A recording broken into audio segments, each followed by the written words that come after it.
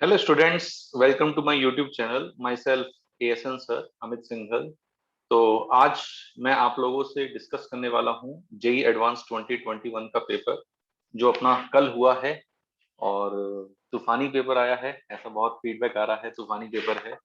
तो बढ़िया पेपर था, वास्तव में अच्छा पेपर था। और आईआईटी हर बार अपने नए नए जो पैरामीटर्स हैं उन्हें सेट कर देती है। तो इस बार भी आईआईटी वालों ने, जेई वालों ने मैथ्स में काफी अच्छा पेपर दिया है। मतलब पेपर लेंदी भी था, कैलकुलेटिव भी था।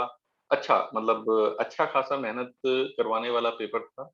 और जिस बच्चे ने अच्छी तरह से मेहनत करी है वो ही इस पेपर में स्कोर कर सकता है। तो चलिए स्टार्ट करते हैं पेपर वन से। ये वीडियो पेपर वन के सॉल्यूशंस के लिए है। थोड़ा सा क्विक सॉल्यूशन दूंगा मैं आपको फटाफट। और ऐसा नहीं है कि उन क्वेश्चन को जितना क्विक सॉल्यूशन मैंने दिया है उतना ही कम टाइम लगे, ऐसा नहीं है। थोड़ा सा टाइम ज्यादा लग सकता था एग्जामिनेशन हॉल में बैठ के। एग्जामिनेशन हॉल में बैठ के करना और एक एसी रूम में बैठ के करना, normal, without any tension, without any pressure, दोनों में काफी डिफरेंस होता है। तो तो बच्चे ये ना माने कि भाई जिस तरह से क्वेश्चन के सॉल्यूशन आ रहे हैं उतने ही क्वेश्चन ये आसान थे, ऐसा नहीं है। ठीक है, तो क्वेश्चंस देखते हैं। ऐसा नहीं है कि सारे क्वेश्चन टफ थे, कुछ क्वेश्चन आसान भी थे, करने वाले थे इजीली, जो हम आसानी से कर सकते थे। और अच्छी समझदारी यही थी कि जो सिलेक्टेड क्वेश्चंस थे, जो आसान आसान क्वेश्चन थे, उन्हें ढूंढ के करना था। अगर उन्हें ढूंढ के करते तो हम पेपर में अच्छा स्कोर कर सकते थे, काफी अच्छा स्कोर कर सकते थे। चलिए लेट्स स्टार्ट करते हैं। तो consider a triangle whose two sides are along the x axis and this line. मतलब एक ट्राइंगल है जिसकी साइड्स हमारे पास एक्स एक्सिस के अलोंग हैं और इस लाइन के अलोंग हैं। उसका ऑर्थो सेंटर 1,1 दिया हुआ है। The equation of the circle passing through the vertices of the triangle. मतलब सर्कम सर्कल की इक्वेशन हमसे पूछी है कि सर्कम सर्कल क्या होगा। तो भाई एक्स एक्सिस है, एक्स एक्सिस की इक्वेशन क्या होगी हमारे पास, y is equal to zero. y is equal to zero रखेंगे तो x की वैल्यू क्या आ गई, -1,0। तो सबसे पहली बात, सर्कल इन दोनों के पॉइंट ऑफ इंटरसेक्शन जो वर्टेक्स है उससे पास होगा। ठीक है। दूसरी बात, जैसे हमारे पास ये ट्राइंगल होता है, ट्राइंगल में जो ऑर्थो सेंटर होता है, ऑर्थो सेंटर की इमेज एक साइड के रेस्पेक्ट में दूसरे सर्कल अप्लाई कर सर्कम सर्कल अप्लाई करती है। ये कॉन्सेप्ट है। अब जैसे ऑर्थो सेंटर दे रखा है 1,1, 1,1 की एक्स एक्सिस के रेस्पेक्ट में मिरर इमेज 1,-1 होगी। यस। तो ये एक पॉइंट हो गया, वर्टेक्स ऑफ द ट्राइंगल हो गया एक, ये -1,0, एक ये इमेज वाला पॉइंट आ गया। ये भी सर्कम सर्कल पे एक पॉइंट आ गया 1,-1। ठीक है। इसी तरह एक दूसरा पॉइंट, इस 1,1 की मैं इस लाइन के रेस्पेक्ट में इमेज निकाल लेता हूँ। तो वो इमेज क्या होगी, x-1/1, y-1/1 is equal to -2 times ax1 plus by1। तो उससे क्या आ जाएगा, 3/a² प्लस b², 2। तो यहाँ से हमारे पास क्या आ रहा है, 2 कैंसिल, -2, तो ये तीनों पॉइंट हमारे पास सर्कम सर्कल पे होने चाहिए। अब फटाफट हम ये सेटिस्फाई करा के देख लेते हैं। तो -1,0 ये सेटिस्फाई नहीं कर रहा है, -1,0, तो ये कैंसिल आउट हो गया। ये सेटिस्फाई कर रहा है बी, 1,-1 भी देख लो सेटिस्फाई कर रहा है क्या, ये आ जाएगा 2। ये हो जाएगा 1,3, -3 ये भी कर रहा है वैसे, और -2, ये कितना हो जाएगा 8, और ये हो जाएगा -2, -6, 8। यस, तो B should be the answer. इसका आंसर हमारे पास क्या आ गया, बी आ गया। चलिए नेक्स्ट क्वेश्चन, ये हमारे पास एरिया का क्वेश्चन है। रिलेटिवली काफी आसान क्वेश्चन था ये। इसमें इस रीजन को हमें आइडेंटिफाई करना है, क्या ये रीजन क्या है। तो पहली लाइन है x plus y less than equal to 2। तो x plus y less than equal to 2, ये लाइन होती है इस लाइन के नीचे। ये जो रीजन है, ये रीजन दे रखा है y is less than equal to x/3। मतलब y x/3 से छोटा होना चाहिए, मतलब इस लाइन के नीचे होना चाहिए। अगर इन दोनों का पॉइंट ऑफ इंटरसेक्शन देखें तो ये 3/2 आएगा, x 3/2 आ जाएगा यहाँ पे। ठीक है। अब x 9/4 से छोटा होना चाहिए, 9/4 यहाँ की लाइन आएगी, ये भी 9/4 से छोटा होना चाहिए। और हमारे पास क्या है, y 1 से छोटा होना चाहिए, 1 यहाँ पे कहीं आएगा, 1 यहाँ से छोटा होना चाहिए। तो हमारे पास जो रीजन आ रहा है बेटा जी, वो रीजन ये आ रहा है कि भाई इस इंटरवल में हमारे पास होना चाहिए। तो इस इंटरवल में अगर हम रिक्वायर्ड एरिया देखें कि रिक्वायर्ड एरिया हमारे पास क्या आएगा, तो रिक्वायर्ड एरिया 3/2 से लेके 9/4। हम इस लाइन के साथ एरिया निकाल लेते हैं, ये जो लाइन है ना, इस लाइन की इक्वेशन है y is equal to x/3। तो y is equal to x/3, तो x/3 dx ये हमने निकाल लिया इस लाइन का। तो उसमें ये जो ट्राइंगल ना, छोटा सा जो ट्राइंगल बना है, इसका भी एरिया आ गया, तो इसका एरिया अलग से माइनस कर देते हैं, इसको इंटीग्रेशन से नहीं लिखेंगे, ये हाफ होगा, ये 45 है तो ये भी हाफ होगा, हाफ हाफ हाफ, तो ये 1/8 हो गया। तो बस इसकी कैलकुलेशन हमें करनी है कि यार इसकी कैलकुलेशन हमारे पास क्या आ रही है। तो इसकी कैलकुलेशन करके भाई कैसे कैलकुलेशन करनी है, क्योंकि कैलकुलेशन भी मेन है इसमें, है ना, पेपर में कैलकुलेशन भी हमें करनी चाहिए। तो x² अपॉन 6, तो 1/6 हमने बाहर ले लिया है भाई, x² अपॉन 6 हो जाएगा ये, x/3 का इंटीग्रेशन, और 3/2 से लेके 9/4 -1/8 है ना। तो ये 1/6 हमारे पास बाहर है, ये 9 9 81, 81/16 -9/4 है ना। तो यहाँ पे 3 से करते हैं, तो ये कितना जाएगा 27, ये हो जाए सॉरी 3 से डिवाइड करा तो ये हो गया 27, और ये हमारे पास क्या आएगा भाई 81, 27 आएगा, और ये हमारे पास क्या आएगा यहाँ पे, हाँ, तो ये 27 आ जाएगा, और ये हमारे पास कितना होगा 3 आ जाएगा, दिस विल बी 3। अब यहाँ से 4 कॉमन ले लेते हैं, तो 1/8 4 कॉमन आ गया, ठीक है। तो यहाँ पे हमारे पास क्या बचेगा 27, 8 4 कॉमन लिया है मैंने यहाँ से, तो 27/4, और यहाँ पे मेरे पास क्या बचेगा -3, यहाँ पे क्या बचेगा मेरे पास -3 है ना भाई, 4 में बाहर ले चुका हूँ, -3, और ये हमारे पास क्या बचेगा -1/8, दिस विल बी -1/8। तो इसको कैलकुलेशन हमें करनी है कि भाई इसकी कैलकुलेशन हमारे पास क्या होगी।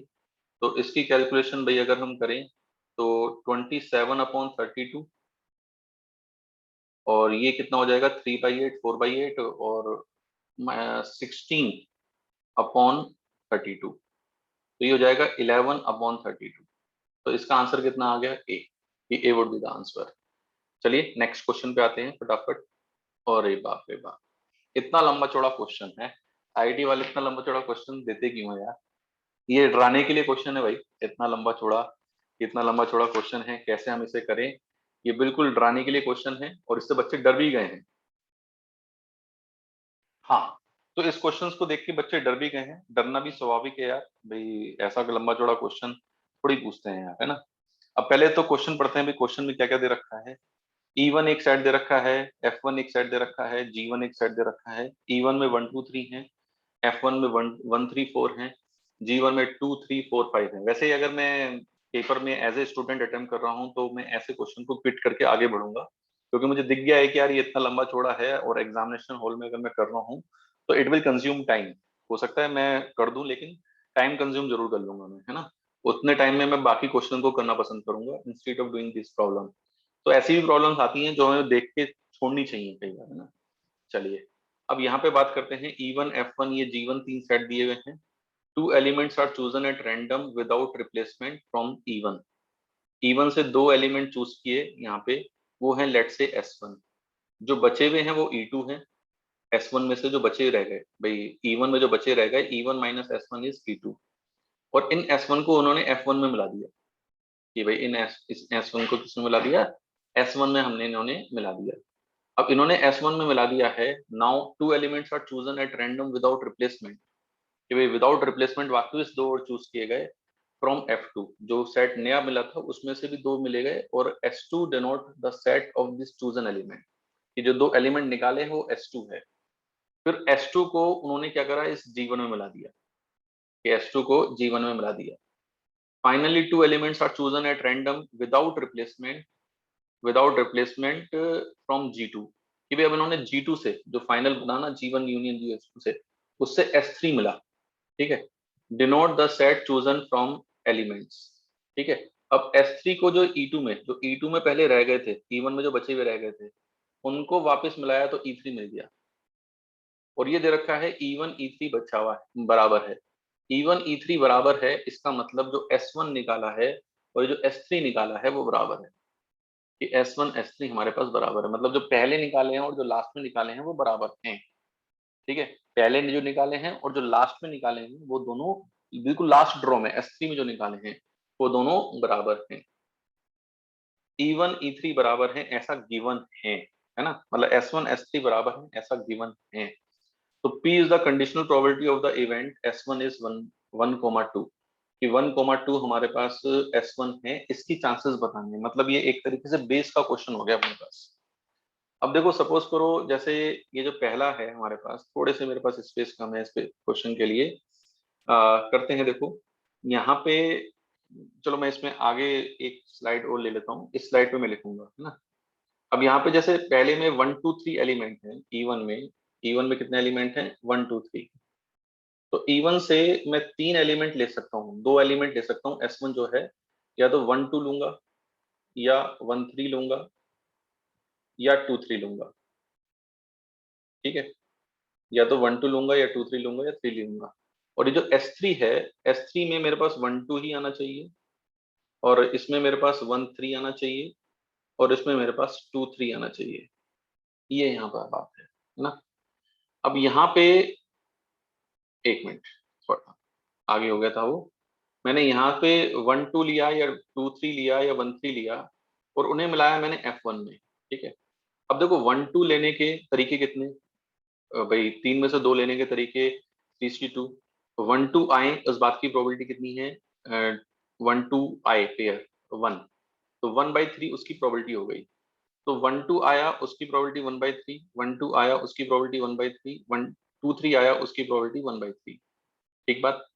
अब यहाँ पे 1 2 आने के बाद ये 1 2 इसमें शामिल हुआ, 1 2 इसमें शामिल हुआ, तो इसमें कितने एलिमेंट हो गए? F2 में, F2 में 4 एलिमेंट हो गए, 1 2 3 4। कितने एलिमेंट हो गए? 4 एलिमेंट हो गए। अब 1 2 3 4 से S2 में, जो हमारे पास S2 है, ये जो इमीडिएटली S2 है, तो 1 2 3 4 से यहाँ पे G में 1 नहीं है, तो 1 2 3 4 से 1 लेना जरूरी है भाई। 1 2 3 4 से 1 लेना जरूरी है, तभी वो G1 में शामिल होकर G2 में 1 आएगा, और तभी हम S3 में 1 निकाल पाएंगे। तो 1 2 3 4 से हमें इस तरह से लेना है भाई, 2 3 4 में से कोई भी आ जाए वो तो G1 में भी है, तो 2 3 4 से फर्क नहीं पड़ रहा। हमें जो S2 लेना है, उस S2 में 1 आने की जरूरत ज्यादा है। तो ऐसा होने के बाद, S1 आने के बाद हमारे पास जो F1 बना, सॉरी, जो हमारे पास F2 बना क्या? 1 2 3 4 इस वाले केस में। और इस वाले केस में हमारे पास क्या बना? 1 3 4 इस वाले केस में। और इस वाले केस में हमारे पास क्या बना? 1 2 3 4 इस वाले केस में ये बना। अब यहाँ पे S2 में 1 का आना जरूरी है, S2 में 1 का आना जरूरी है, 2 3 4 में से कोई भी आ जाए। तो 4 में से 2 लेने के तरीके कितने होंगे? 4C2 1/6। ठीक है, अब 1 आए जरूरी, तो बाकी उन तीनों में से कोई भी आ जाए 3/6। ठीक बात। इसी तरह यहाँ पे भी ये 1,3 है, इस 1 का आना जरूरी है बहुत। भाई 1 नहीं आएगा तो बात नहीं बनेगी, इस 1 का आना बहुत जरूरी है। 1 आएगा तभी गाड़ी आगे बनेगी, अदरवाइज गाड़ी आगे नहीं बनेगी। तो 1 आने के लिए यहाँ पे जो 1 3 4 है, तो यहाँ पे जो 1 3 4 है, 3 में से 2 लेने हैं, 3C2, और उसमें 1 आए, 3 4 में से कोई भी आ जाए 2/3, उसमें से कोई भी आ जाए 2/3। ठीक बात। S2 में, अब यहाँ पे S2 में, इस वाले में S2 में 1 2 3 4 है हमारे पास। क्या है? 1 2 3 4, 1 2 3 4 है, 1 का आना जरूरी है, बाकी चाहे कोई भी आता जाए। बाकी चाहे कोई भी आता जाए, तो यहाँ पे क्या होगा हमारे पास? यहाँ पे हमारे पास होगा, नहीं, 1 का आना यहाँ जरूरी नहीं है। 1 का आना क्यों जरूरी नहीं है? क्योंकि यहाँ पे 2 3 चाहिए, सॉरी, यहाँ पे क्या चाहिए? 2 3। तो 1 का आना जरूरी नहीं है, तो यहाँ पे कोई भी आ सकता है। यहाँ पे दो केस बनेंगे, एक में 1 नहीं आएगा, और एक में 1 आएगा। ठीक है, अब अगर 1 नहीं आएगा, तो इसके दो केस बनाऊं। 1 नहीं आएगा, 1 नहीं आएगा, 3/6 प्रोबेबिलिटी। ठीक है, इसमें दो केस बनेंगे। एक में 1 आएगा, उसकी भी प्रोबेबिलिटी 3/6 कि 1 आया और 1 नहीं आया इसमें। ठीक है, अब यहाँ पे एक केस 1 आया, एक केस में 1 नहीं आया, ये S2 को शामिल करा हमने G1 में, तो यहाँ पे G2 मिला। क्या मिला? G2। अब G2 में जैसे इसमें 1 गया है, तो G2 में 2 3 4 5 तो पहले ही है, 2 3 4 5 तो पहले ही है। 1 और आ गया तो इसमें कितने एलिमेंट हो गए, 1 2 3 4 5, कितने एलिमेंट हो गए, 1 2 3 4 5 एलिमेंट हो गए।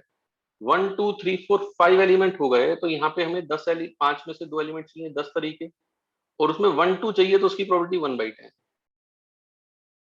तो उसमें 1 2 चाहिए उसकी प्रोबेबिलिटी कितनी है, 1/10। ठीक बात। अब यहाँ पे 1 3 4 में से 1 तो चाहिए ही था, तो 1 3 या 1 4 आए थे इससे, भाई 2/3 किया है तो 1 3 या 1 4 आए थे, तो ये गए तो इसमें 1 2 3 4 हो गए शामिल, 1 2 3 4 5। इन 5 में से 1 3 चाहिए, इसकी प्रोबेबिलिटी 1/10। अगेन 5 में से 2 लेने की 5/2, और 1 3 आए, इस बात की प्रोबेबिलिटी कितनी है, 1/10। इस वाले में दो केस बनेंगे, अगर 1 है और 1 नहीं है। अगर 1 है तो इसमें 5 एलिमेंट हैं, 1 2 3 4 5, और अगर 1 नहीं है तो इसमें अभी 4 ही एलिमेंट हैं, 2 3 4 5। G2 में अगर 1 है तो 5 एलिमेंट है, 1 नहीं है तो 4 एलिमेंट है। 1 है तो 5 एलिमेंट है, इसमें से 2 3 चाहिए, उस बात की प्रोबेबिलिटी कितनी होगी, 1/10। कितनी होगी, 1/10। और 1 अगर नहीं है तो 2 3 4 5 में से ही चाहिए, तो 4C2 6 1/6 की प्रोबेबिलिटी कितनी हो गई, 1/6। अब ये है हमारे पास S1 S3 सेम आए इस बात की प्रोबेबिलिटी। ये क्या है, S1 S3 सेम आए इस बात की प्रोबेबिलिटी है ये। हमें 1 2 चाहिए कंडीशनल, तो क्या होगा हमारे पास, 1/3 into 3/6 into 1/10 upon 1/3 into 3/6 into 1/10 plus 1/3 into 2/3 into 1/10 plus 1/3 into 3/6 into 1/10 plus 1/3 into 3/6 into 1/6।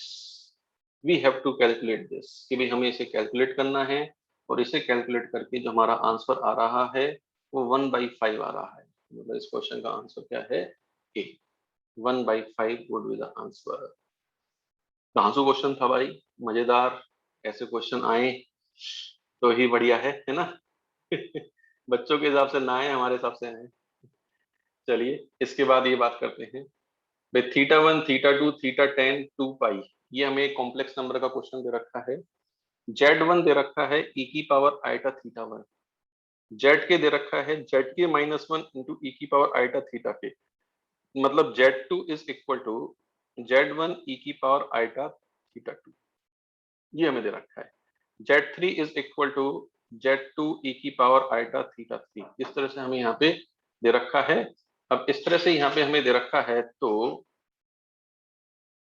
हाँ, तो Z3 हमें ये दे रखा है। अब जैसे Z1 एक सर्कल पे होगा, Z2 एक सर्कल पे होगा, एक यूनिट सर्कल पे होगा ये हमारे पास, इस सर्कल की रेडियस होगी 1। मान लो जैसे ये Z1 है, सपोज करो इसका आर्ग्यूमेंट है थीटा, तो Z2 इसको θ2 एंगल पे है, Z3 इस तरह से है और इनके बीच का एंगल θ3 है। अब इन सब का सम जो है वो 2π दे रखा है, इसका मतलब Z1 Z2 Z3 Z, इस तरह Z10 यहाँ पर जब आएगा, जब इससे ये θ10 एंगल बना रहा होगा तो ये पूरा सर्कल कंप्लीट हो रहा होगा। तो इसका मतलब Z1 Z2 Z3 हमारे पास इस सर्कल पे 10 पॉइंट्स हैं। अब उन 10 पॉइंट को मिलाएंगे यार, तो हमें क्या मिलेगा, एक बच्चों 10 पॉइंट को मिलाएंगे तो एक 10 साइडेड पॉलीगन मिलेगा। अब इस 10 साइडेड पॉलीगन की ये साइड्स क्या है, उसकी साइड्स, तो इनकी साइड्स का सम उस सर्कल की पेरीमीटर से कम होगा ना, बोलो हाँ या ना। इस सर्कल की पेरीमीटर कितनी है, 2π, तो that should less than equal to 2π। तो P is absolutely true statement, कि P स्टेटमेंट हमारे पास एकदम सही है। दूसरे स्टेटमेंट की बात करते हैं। अब देखो Z2 square minus Z1 square, angle double हो गए, एंगल क्या हो गए, डबल, 2θ1 2θ2, भाई Z1 स्क्वायर हो गया एक तरीके से 2θ1 एंगल पे, Z2 स्क्वायर हो गया 2θ2 एंगल पे। तो अगर हम देखें तो Z1 से Z10 तक अगर हम घूमेंगे तो हमारे पास दो सर्कल के, 2 बार सर्कल घूमना पड़ेगा हमारे पास। सोचो हाँ या ना, भाई अगर हम Z1 से Z10 तक घूमेंगे, क्योंकि भाई एंगल हमारे पास θ1 θ2 θ10 का सम 2π है, तो जैसे पहला मान लो कोई भी Z1 ले लिया, ये Z1 हो गया है ना, ये Z1 स्क्वायर हो गया सपोज 2θ1 पे, ठीक है। फिर आगे गए 2θ2 पे दूसरा आया Z2 स्क्वायर, फिर आगे गए, फिर आगे गए, बढ़ते गए बढ़ते गए बढ़ते गए, तो हमारे सर्कल कितने पूरे हो गए? 2। तो 2 सर्कल पूरे हो गए, तो उनसे जो साइड्स बन रही होंगी उनका सम सर्कल की 2 टाइम्स पेरीमीटर से छोटा होगा।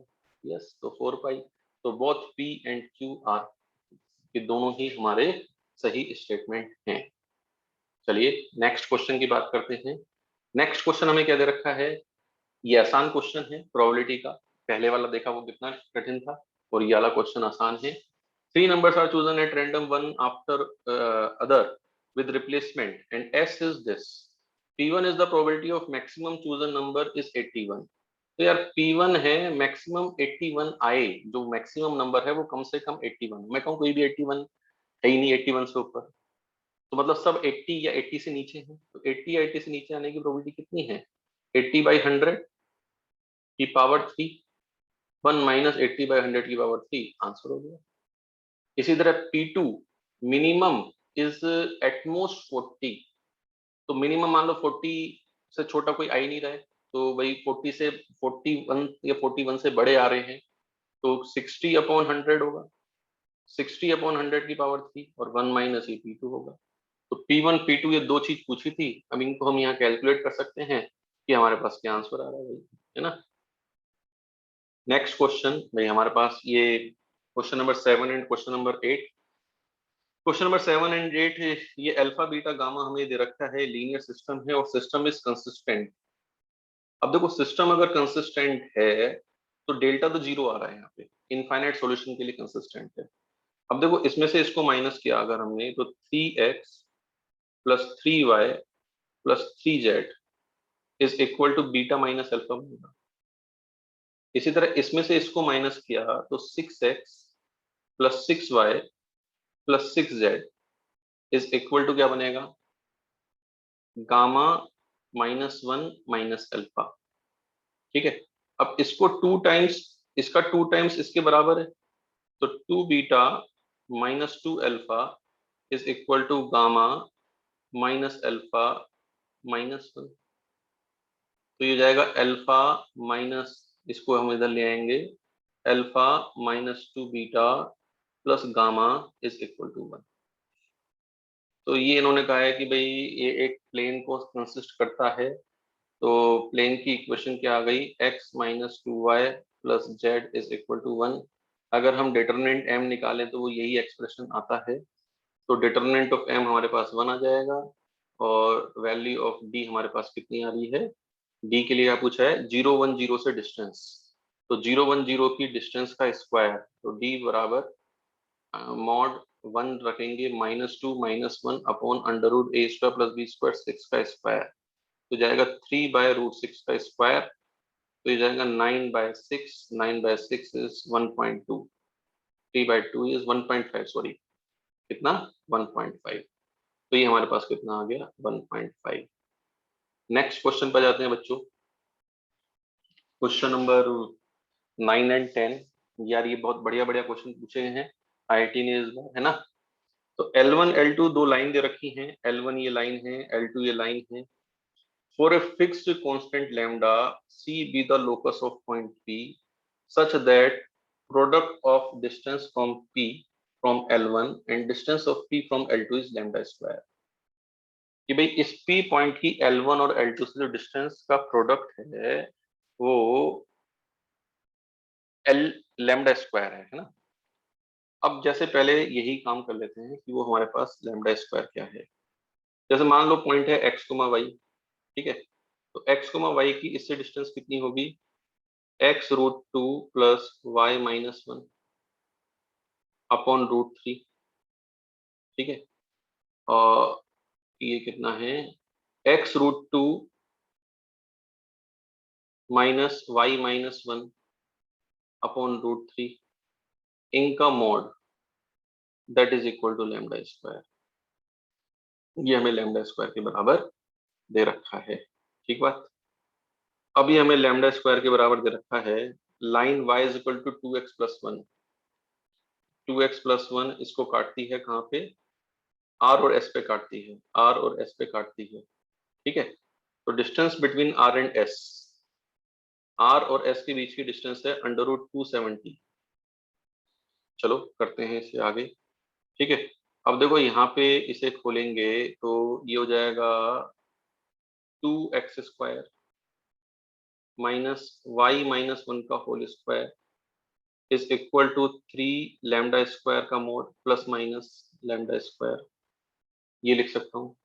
अब y is equal to 2x+1 यहाँ काटेगा, y is equal to 2x+1, तो y is equal to 2x+1 काटेगा तो ये कितना होगा 2x² माइनस 2x+1 रखेंगे तो 4x² is equal to plus minus 3 λ²। तो यहाँ पे -x² बराबर कितना आ गया, प्लस माइनस 3/2 λ²। x² कितना आ गया 3/2 λ², है ना। अब यहाँ पे आंसर प्लस से तो नहीं आएगा, माइनस ही आएगा, तो x बराबर कितना हो गया, एक x1 हो गया कितना प्लस √3/2 λ, और एक x2 कितना हो गया माइनस √3/2 λ।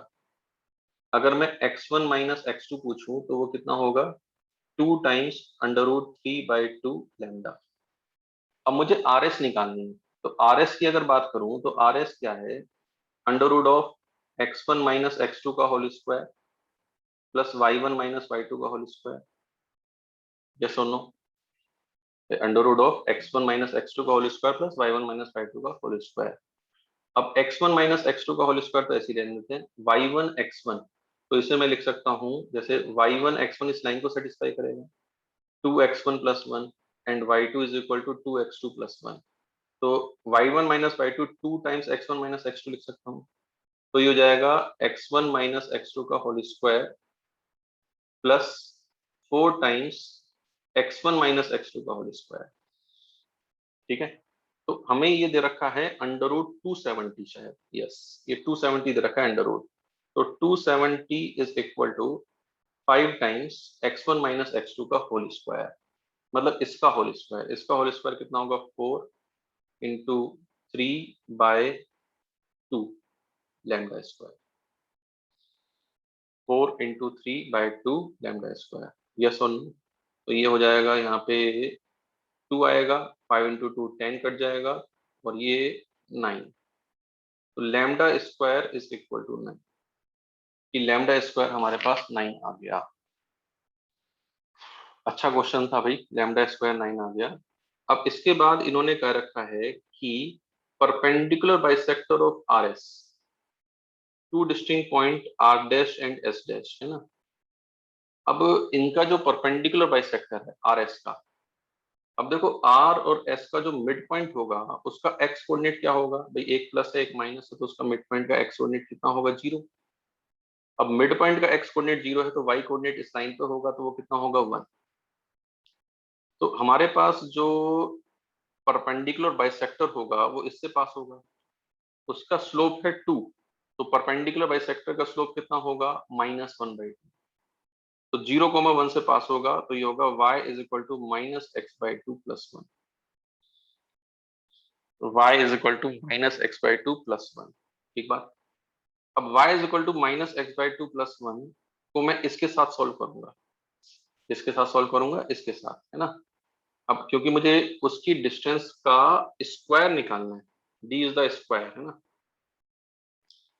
तो इसको मैंने इस कर्व के साथ सॉल्व किया, तो 2x² माइनस y माइनस 1 को -x/2, तो ये जाएगा x²/4, ठीक है, is equal to plus minus 3 λ², λ² कितना था 9, तो 9 इंटू 3 कितना हो गया 27। तो ये हमारे पास कितना आया है 8 7x² upon 4 is equal to, plus से आएगा आंसर, अब किससे आएगा 27, 8 7, यस। तो हमारे पास पॉइंट जो आ गए x1 x2 के, x1 बराबर प्लस √27 इंटू 4 अपॉन 7, और दूसरा आ जाएगा x2 minus under root of 27 into 4/7। ठीक बात, सही जी। अब हमें स्क्वायर निकालना है उस डिस्टेंस का, तो x1 माइनस x2 का होल स्क्वायर वापस प्लस y1 माइनस y2 का होल स्क्वायर। y1 को लिख सकता हूँ -1/2 x1, जैसे y1 को मैं लिख सकता हूँ -x1/2 + 1, और y2 को लिख सकता हूँ -x2/2 + 1। तो y1 माइनस y2 को लिख सकता हूँ -1/2, तो ये जाएगा 1/4 x1 माइनस x2 का होल स्क्वायर, तो ये जाएगा 5/4 x1 माइनस x2 के होल स्क्वायर। ठीक है, तो 5/4 x1 माइनस x2 का होल स्क्वायर क्या होगा भाई? 5/4 x1 माइनस x2, इन दोनों का square 2 times x1 minus x2 का होल स्क्वायर क्या आएगा भाई यहाँ पे? 27 इंटू 4/7, 27 इंटू 4/7। तो यहां से हमारे पास इसका आंसर आएगा भाई, ये क्वेश्चन हमारे पास ये है। This is question number what 9। ये क्वेश्चन नंबर 9 था, 9 नहीं 10 था ये, है ना। Again now come to question number 11। ये भी क्वेश्चन नंबर 11 पर जाते हैं कि क्वेश्चन नंबर 11 क्या है। क्वेश्चन नंबर 11 में ई दे रखा है, ये पी दे रखा है, ये एफ दे रखा है, ये। अब ऑप्शन पूछे हैं कि भाई कौन सा ऑप्शन सही है, तो पी ई पी निकाले तो वो एफ आ रहा है। पी की ई से मल्टीप्लाई करो, पी की ई से करो, फिर वापस पी से करो, और पी स्क्वायर हमारे पास आई आ रहा है, इसका स्क्वायर करने पे आई आ रहा है, तो पी बराबर पी इनवर्स बोल सकते हैं। पी बराबर पी इनवर्स बोल सकते हैं। अगर हम यहाँ पे डिटर्मिनेंट ऑफ ई या डिटर्मिनेंट ऑफ एफ निकालें तो दोनों जीरो आ रहे हैं, कि डिटर्मिनेंट ऑफ ई और डिटर्मिनेंट ऑफ एफ दोनों जीरो आ रहे हैं, तो सी ऑप्शन रिजेक्ट हो जाएगा, क्योंकि जीरो ग्रेटर देन जीरो बोलना गलत बात होती है। ए ऑप्शन सही हो जाएगा, सी ऑप्शन गलत हो जाएगा। अब इसकी बात करते हैं, इसमें डिटर्मिनेंट ऑफ ई आएगा तो ये जीरो, ये जीरो, तो इसका मतलब ये भी जीरो होना चाहिए। क्या? E Q plus P F Q inverse, ये जीरो होना चाहिए, मतलब ये डिटर्मिनेंट क्या होना चाहिए? जीरो होना चाहिए। ठीक है, अब यहाँ पे एफ को पीईपी लिख सकता हूँ, ये जो एफ को पीईपी, तो ई क्यू इंटू एफ को लिखा पीईपी क्यू इनवर्स। ठीक है, पी इंटू पी तो आई स्क्वायर हो गया, ई कॉमन ले लिया, ई कॉमन लिया तो क्या ले सकता हूँ? Q plus P Q inverse का डिटर्मिनेंट, तो ये होगा determinant of E into determinant of Q plus P Q inverse. ये जीरो है तो ये भी जीरो आ जाएगा, बी इज करेक्ट, कि बी अपने पास बच्चों सही आ गया, है ना।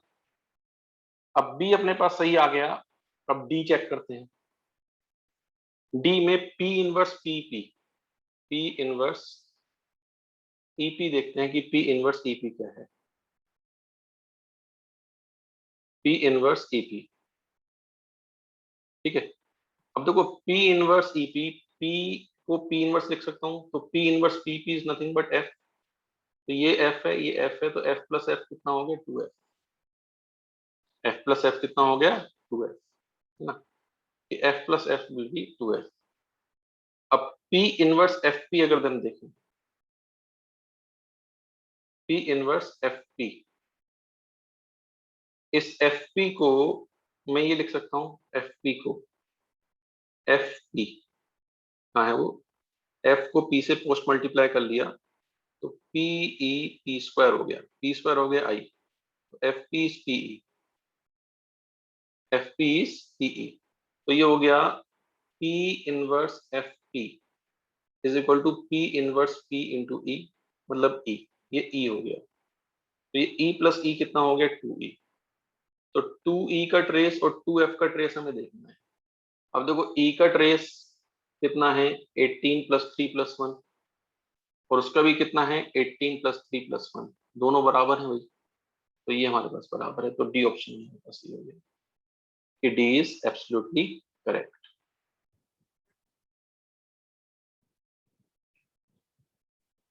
अब क्वेश्चन के बारे में देखते हैं कि ये क्वेश्चन हमारे पास क्या है।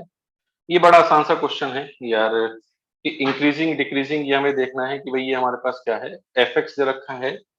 तो ये काफी आसान क्वेश्चन बैठा था बच्चों को, तो इसमें हम इसका डिफरेंशिएशन कर लेंगे। इसका डिफरेंशिएशन करके देखेंगे कि इसका डिफरेंशिएशन क्या आ रहा है ना।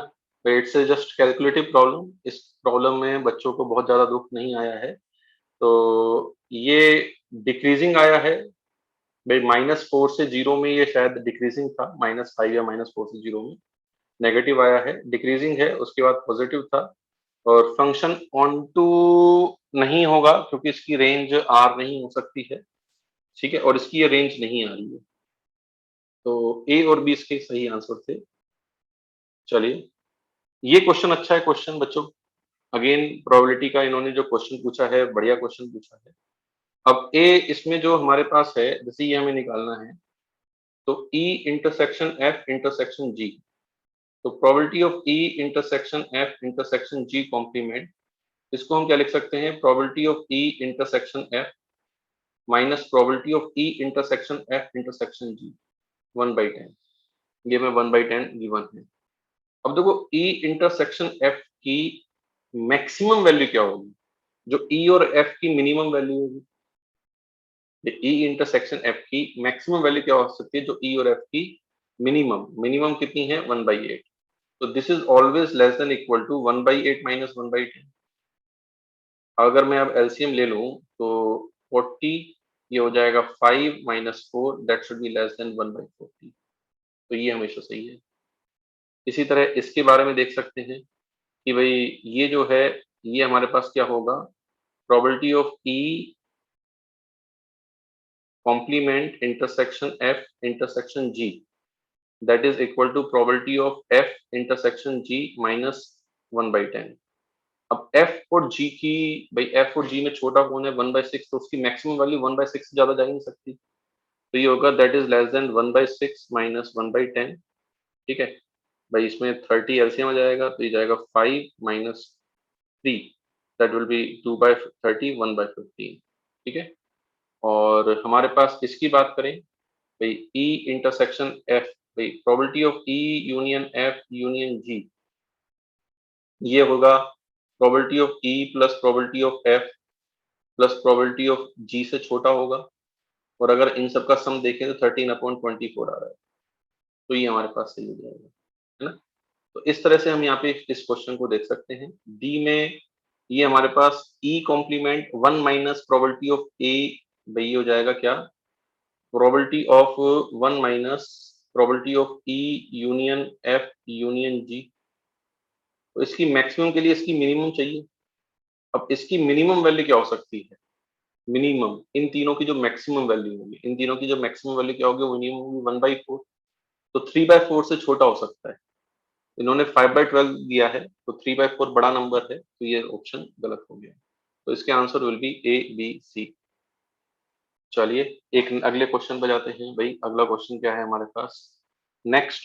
ये भी भाई बहुत बढ़िया क्वेश्चन है मैट्रिक्स का, कि बढ़िया क्या मतलब, एब्स्ट्रैक्ट क्वेश्चन है, मतलब ठीक है, इस तरह के क्वेश्चंस नहीं पूछने चाहिए।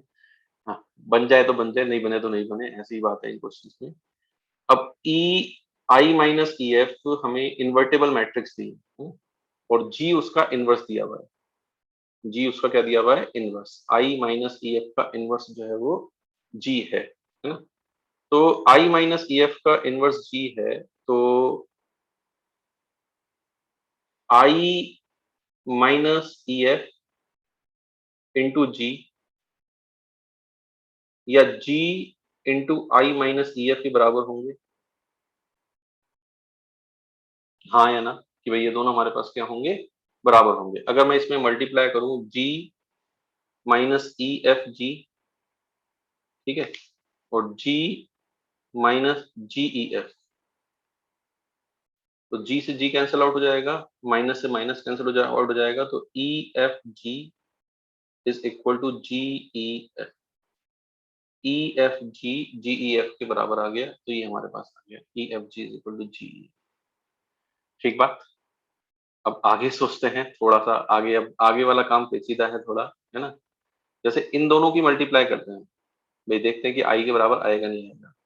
इन दोनों की मल्टीप्लाई होगी आई माइनस एफ ई, ठीक है, और आई माइनस एफ ई और प्लस एफ जी ई और minus F E into F G ई,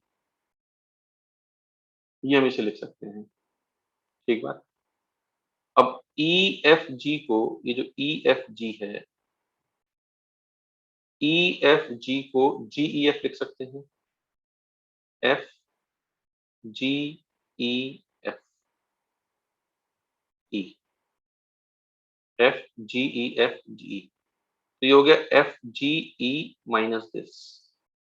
ठीक है, अब यहां पे हम क्या करते हैं, इस वाले में एफ जी अलग कर लिया, ठीक है, और एफ जी मैंने कॉमन ले लिया एक तरीके से, और यहाँ पे लिखा एफ जी ई में आई minus F E,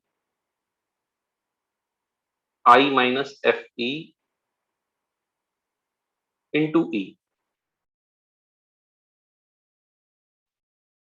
I minus F जी मैंने कॉमन ले लिया यहाँ पे, तो यहाँ पे मैंने पहले क्या करा, एफ जी कॉमन लिया बच्चों, एफ जी कॉमन लिया तो बचा क्या मेरे पास, ई माइनस ई एफ ई, क्या बचा मेरे पास, ई माइनस ई एफ ई, ई को मैंने पोस्ट मल्टीप्लाई में लेके गया तो ये मेरे पास आ गया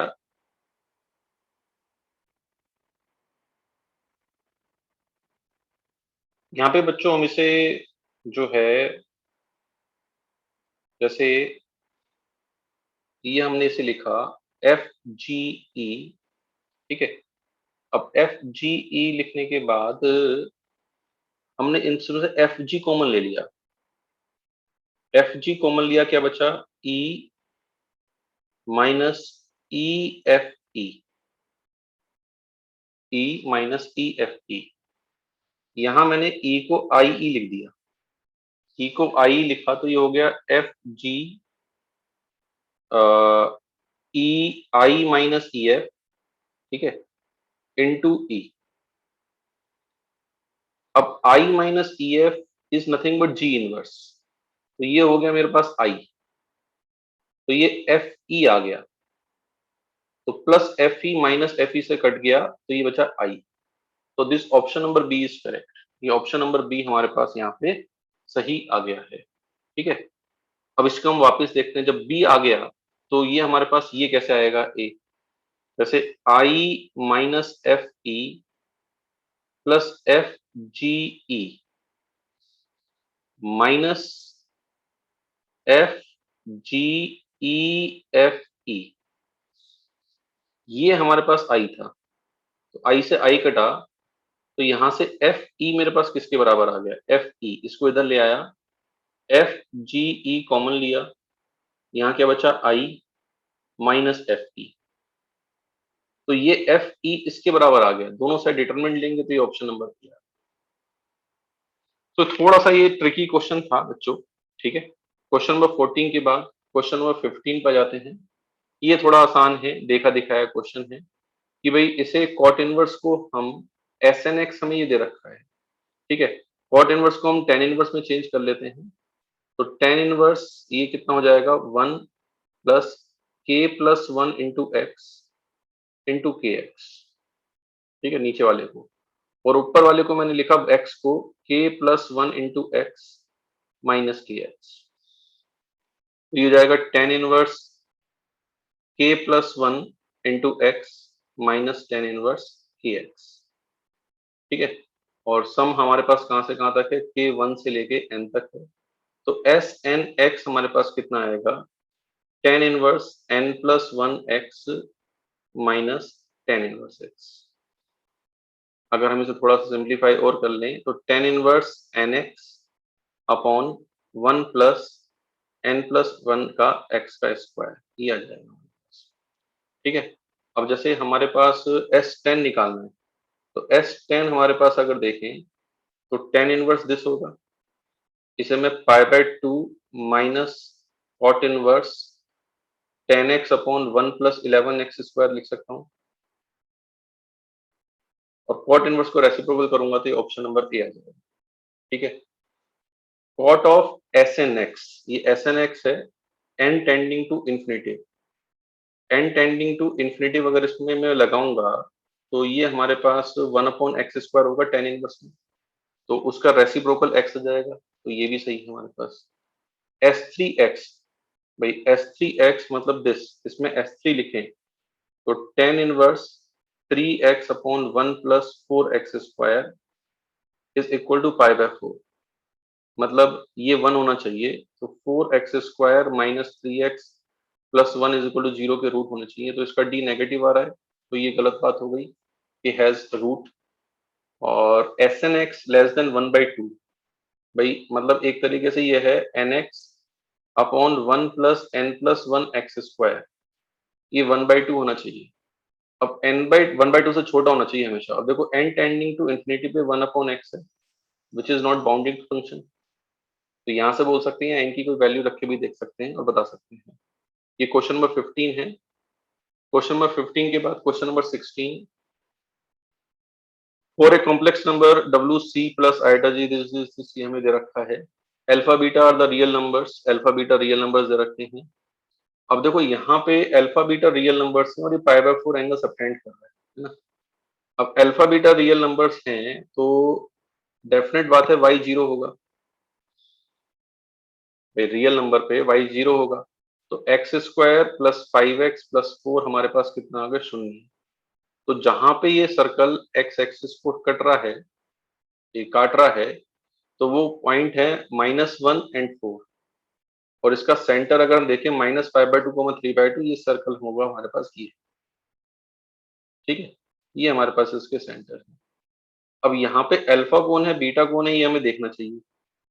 तो जैसे ये जेड कोई कॉम्प्लेक्स नंबर है, ये हमारे पास Z plus alpha vector Z plus beta vector से आगे है, जेड प्लस अल्फा वेक्टर। तो अगर ये वेक्टर देखा जाए, ये माइनस अल्फा होना चाहिए, तो ये माइनस बीटा होना चाहिए, तो एक तरीके से माइनस अल्फा होना चाहिए -1 और माइनस बीटा होना चाहिए -4, तो बीटा 4 होना चाहिए, अल्फा इंटू बीटा 4 होना चाहिए।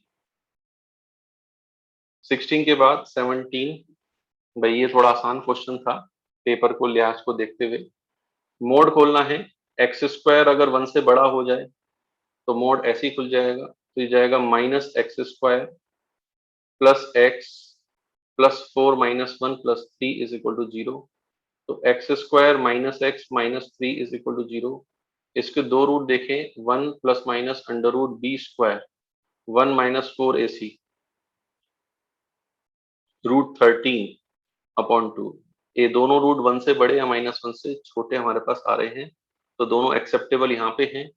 और एक्स स्क्वायर अगर 1 से छोटा है तो मोड कैसे खुलेगा, माइनस के साथ, तो 7x स्क्वायर हो जाएगा ये, और ये हो जाएगा प्लस एक्स, और यहाँ पे माइनस के साथ माइनस माइनस प्लस, तो -4 -1 -5, इसके भी हम दोनों रूट देखेंगे तो -1 से 1 के बीच में आ रहे होंगे, तो इसका आंसर कितना हो जाएगा 4, कि 4 रूट्स हैं जो हमारे इनके बीच में हैं।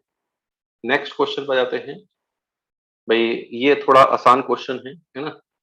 यहाँ पे ट्राइंगल में ए बी मतलब सी दे रखा है √23, ए दे रखा है 3 और सी ए बी दे रखा है 4, तो हमें इसकी वैल्यू बतानी है। पहले थोड़ी ट्रिग्नोमेट्री लगा देते हैं, तो ये होगा cos a upon sine A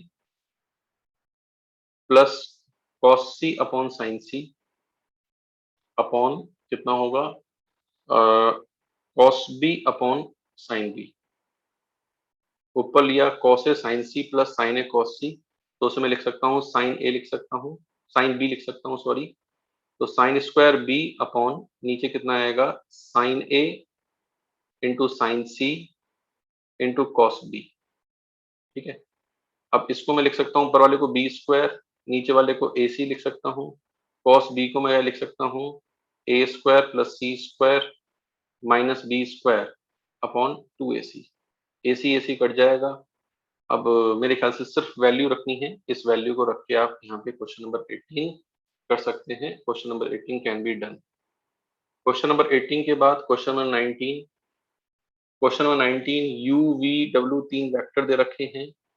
you V are unit vectors which are not perpendicular. U dot W, V dot W, W dot W हमें दे रखा है।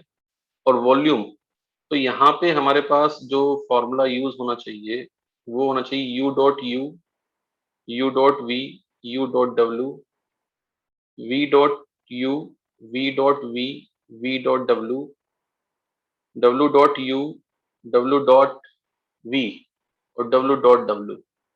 ये बॉक्स एबीसी का स्क्वायर होता है, तो बॉक्स यूवी डब्ल्यू का स्क्वायर मतलब दिस विल बी 2। ये हमारे पास 2 के बराबर आ जाएगा। तो यहाँ पे सारी चीजें पता है, U dot U 1, V dot V 1 और ये 4। यू डॉट वी निकालना है, मान लो ये लैम्डा है। U dot W 1, V dot W 1 है ना, और उसके बाद you V dot you lambda निकालना है, और डब्ल्यू डॉट यू 1 और ये भी 1। This is equal to 2। इससे लैम्डा मतलब यू डॉट वी की वैल्यू निकल आएगी कि यू डॉट वी कितना आ गया। अब यू डॉट वी निकलने के बाद हमें इसका मोड निकालना है, तो mode will be under root 9 mod u square 1, 25 mod u square minus 2 into AB। तो 2 into 3 into 5 into AB u dot v, u dot v, u dot v की वैल्यू रख देंगे लैम्डा। तो u डॉट v की value का रख देंगे lambda. उससे हमारे पास u डॉट v जो आ रहा है वो कितना आ रहा है, माइनस हाफ आ रहा है शायद। माइनस हाफ यहाँ रखेंगे, 15, 15 plus 25 40, 40 plus 9 49, under root of 49 that will be 7। ठीक है, तो बच्चों ये हमारे पास था पेपर 1 का solution. This is all about paper 1। थोड़ा सा कैलकुलेटिव, थोड़ा सा ट्रिकी क्वेश्चन था, फिर भी मुझे पेपर 2 भी मैंने देखा है, तो पेपर 2 के कंपैरिजन में ये मॉडरेट पेपर हम इसे बोल सकते हैं। बच्चों के लिए तो टफ ही है, बच्चों के लिए तो आसान नहीं है। ठीक है, तो इस सॉल्यूशन में इतना ही रखेंगे, बाकी हम पढ़ेंगे अगली क्लास में।